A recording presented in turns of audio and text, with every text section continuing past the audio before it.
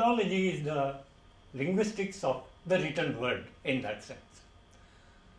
The philologists generally believe in a sense that words that are spoken cannot carry through generations. What my grandfather talked like or my Vedic people talked like might not have remained in the same way today. But if someone had written something down in a Vedic time or any other time, in an epigraph or otherwise, any kind of a writing system, or even as a physical construction, a building constructed or a brick left or a tablet left kind of a thing, it continues or it remains in the same way, shape. It goes unaltered. Technically, to say that writing is permanent, it is something, a perennial source of knowledge, because it can be read possibly the same way by different people, and whatever information that has been recorded down that goes in writing is more permanent. So if you find an epigraph or something written by Ashoka, if you can understand what the words phonetically mean, might be what it communicates is the same thing as what it was intended to communicate at Ashoka's time. But if there is no way that you can carry a word of that particular time today and do that. So the philologists in general look only at the written text. In context of Vedas, Vedas were carried down to us, as you know, as an oral tradition for quite a long time. But when they were written down, possibly after the people or the British people or the Europeans came into this country, something like 1790s kind of a thing, to be exact. When they were written down, they were seen as records of ancient times. There is no problem about knowing that the records belong to an old time. But to a philologist, there is no guarantee that this is how exactly it was sort of spoken at that particular time. They always doubt this kind of thing. In fact, in the Indian context where there is an oral tradition and a perfected oral recitation system, which would bring down the sounds of the Vedas almost as completely, as perfectly down to us, was not known to any foreigner or a European. They believed only in the written text, and that is why most of the work done abroad in linguistics is done only as the level of philology. This was applicable to everything. It was applicable to Egypt. It was applicable to all that happened in Greece. It happened to all those kinds of things that happened in Iran or Arabia, for that matter. There's no problem. But only even Maya civilization, for that matter, there were some written documents and they could understand it. But when it comes to the Indian context, possibly philology has a stop, and that is a time when philologists have to think differently. There is still a great advantage going philological. So far as we agree that the text belonged to a much earlier time, might be it looks or it sounds differently now when it is read by someone else, but it carries the same meaning from that time to this time, was one of the sort of compromises that the philologists have. That is why in one of the new philosophy of language terms, philology is meaningless, it doesn't exist, it is not applicable at all. Language is much, much more fundamental than the general philology that goes. So going through the historical sources and all that may tell us something, but it may not be all, is the kind of information that we have in philology. In our case, as I just told some time back, Vedas still have to depend a lot on the linguist rather than the philologist, as it would go. Yeah. One of the reasons that I have to do this is for a peculiar reason. I owe all these 3 slides, 3 or 4 slides that I am going to have a little later, all are based on the work of the Jain philosophers of this particular country. Pandita Bhujabala Shastri of Mudbidri was the one who initiated me into this, but Jain philosophers and Jain linguists did a huge amount of work on philology, and in fact they did the subdivision between hearing and understanding so complex. There were something like 130 or something like steps basically between hearing and action, and between an intent to speak and speak there were again some 100 more such steps that can come. All of them have names, but so far as I am concerned, I just call them the table 17, which is going a bit far from the near realities that we have. Good to know it, but it's not worth anything. So this kind of subdivision is it's very interesting, but so far as we are concerned, it won't yield us much. So we try to limit our entire linguistic study only to the preliminary steps that we have. What we want to do is this. Speaking and writing are the two forms in which you output your thought. Obviously, it comes as a speech or it comes as a writing. That's why we start from the output part of it. The first level of it is that you must have an intention of talking about it, or you must have an intent, a sort of a purpose for writing about it. There should be a need and an urge and a force in you which tells you that you have to write. This is how the intent starts. Unless you have that, all the rest of them are useless. The moment you have that, you do any one of those three steps that are there. One of them is find the hardware. That is, if you are trying to write, find some paper, pencil or a chisel or a rock where you have to write, or whatever that you have got. Maybe even a computer for that matter, which has some reasonable keyboard or a mouse where you can write. Find the hardware that is necessary. And then it may be just making sure that your mouth is ready, another hardware with which you can produce speech. Make sure all those things are available. So collection of the hardware, preparing the hardware is one step, which goes in parallel with the creating content and have content. I have put these two steps as two separate steps for a particular reason. Creating the content and having it ready for the next step are two different steps. In a way, it can happen parallel or it can happen in sequence. The two steps that are there can come either way. I'll tell you why. In some cases, what you speak is not, you don't create it. You already know it. If you are reciting something, you are speaking out something from your memory, something that you have already learned by heart, there is no need to create it. You have it already. But having that technically in a format that it can be output at a later time is a different story. But you need not create any step. So that is what the having content means. Creating the content is composing it. If you have to speak something, well, what I have to speak is what I have to prepare, and doing that is creating the content. If I know what I have to write, creating the writing, doing the step or creating that step is the one that is involved with that hardware, and that is what happens. The next step happens to be look up word list and find algorithms. The two are a single operation, though I have shown that by a star. In fact, if I have to speak something, I should have some set of words. I may be creating my content, but I am not creating a word. The words already exist. I got them in a huge library in my head up there. If I have to say how a cow is, or if I have to write a cow, I already know what it is going to be there.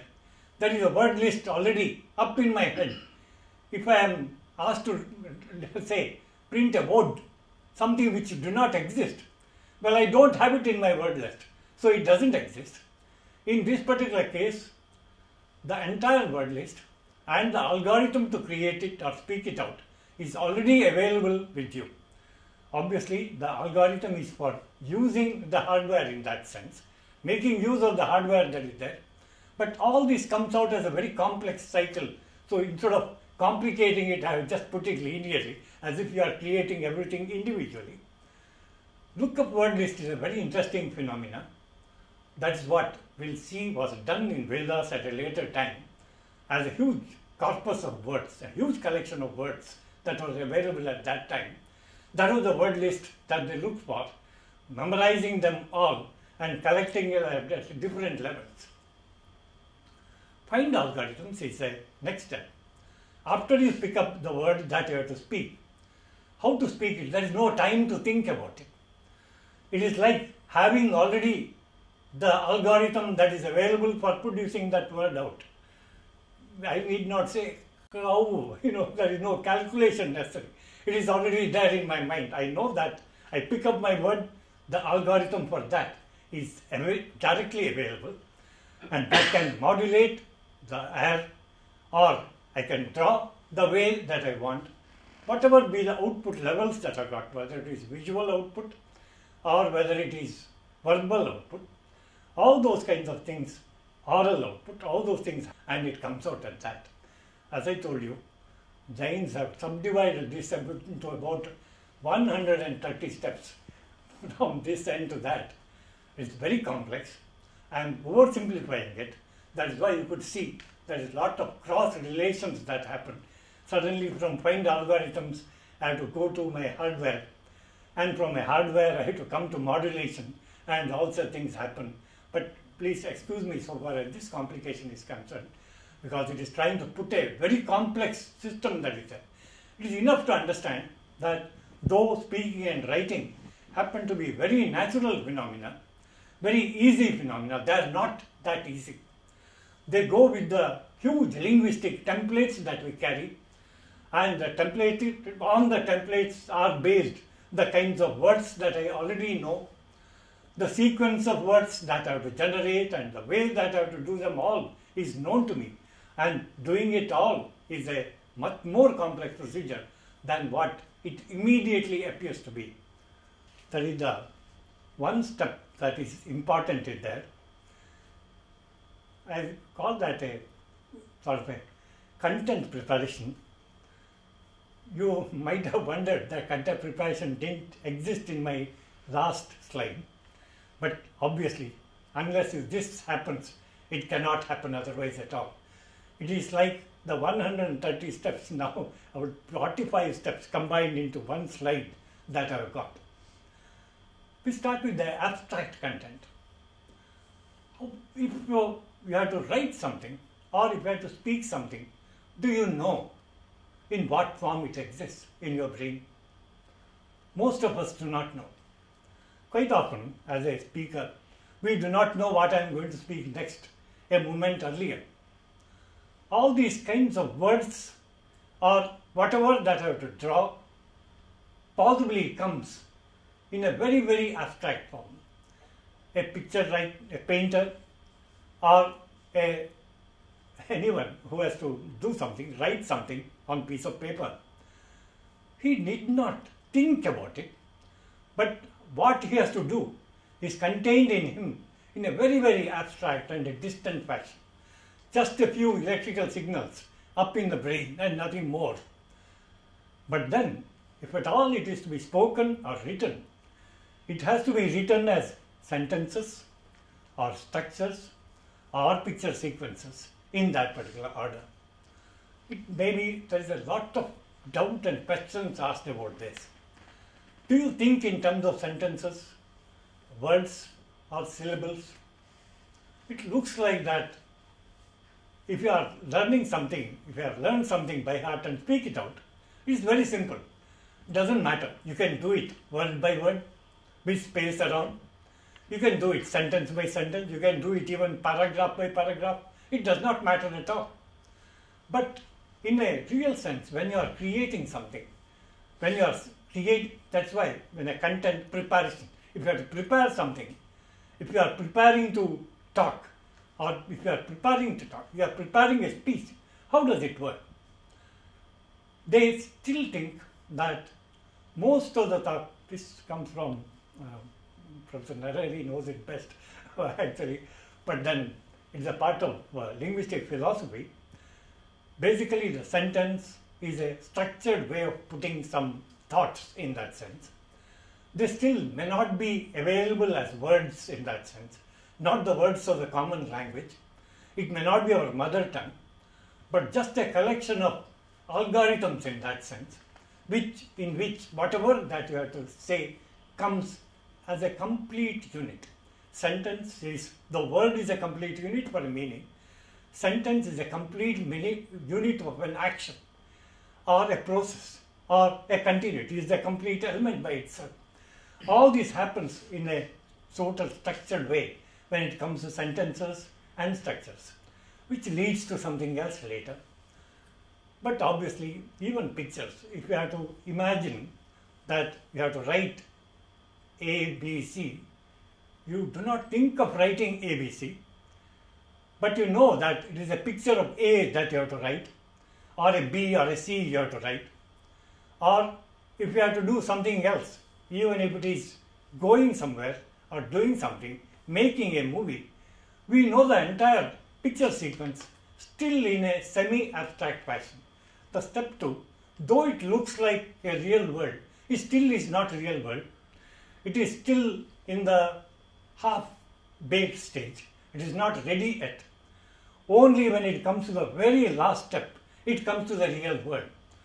Between the total abstract to the total real world thing, there are so many steps which have to happen in the sentence. When I use the word sentence, it does not mean a grammatic sentence in that way. But it is a unit of thought which is complete by itself, much more complete than a word. That is possibly what I would say. Then come the word and the frame. Typically, in the movie sense, it is all simple. If there are some 10 steps for movement, one of them happens to be a frame. They put in that particular sequence and everything happens. Words also are that. Words themselves may not carry a meaning, but they may carry a meaning. They may have a useful use in that particular sense. But that when they are put in a relation into a sentence in a particular order, they make a sense. But then everything, a sentence finally has to be spoken in terms of words only. It cannot be sort of, it may be a one-word sentence, that is a different story, but that is how the entire thing has to move. We come to the next one. The words, the way they are represented, they are spoken out in terms of syllables and tonal levels. Very unfortunately, we'll possibly in one of those classes at a later time, we'll be spending a lot of time on syllables and tonal levels. That is where the C and the V, the consonants and the vowels come into effect. Both the timing variations, intensity or hardness variations, loudness variations, which happen to be the tonal levels, are applicable only to the core or the nucleus of a syllable. By a syllable we mean, when I say ka, technically the syllable there is ka. It is a very small component of consonant which cannot be pronounced unless you have the nucleus. And the nucleus is always a vowel. The vowel of different lengths it could be. Even the loudness of the word comes with the vowel and not with the consonant. Consonant does not add to the thing. Purely energy-wise, if you just look at a word frame, you will see that 95% of the energy goes into the vowel and only a very small amount of energy goes to the consonant. All those things happen to be the definitions of syllables. We'll have a time to talk a lot about syllables at a later time and how the Indian grammarians looked at it. They looked at it differently. What I am having here is the Jain look at the same thing. The tonal levels, the syllables together form the tone of the word.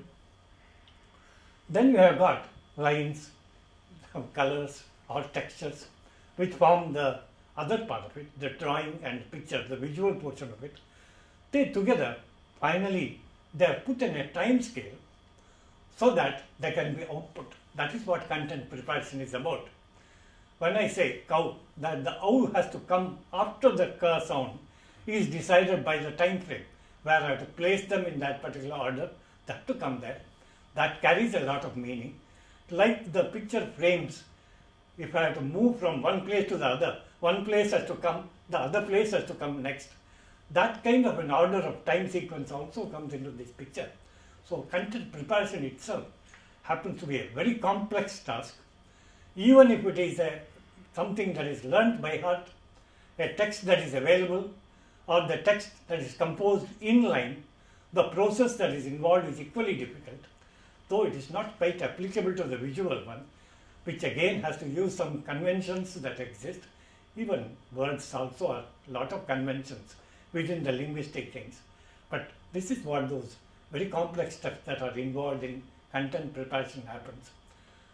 Especially the work by Shakatayana in this particular area happens to be really sort of phenomenal, and also officially one of the 6th century BC grammarians.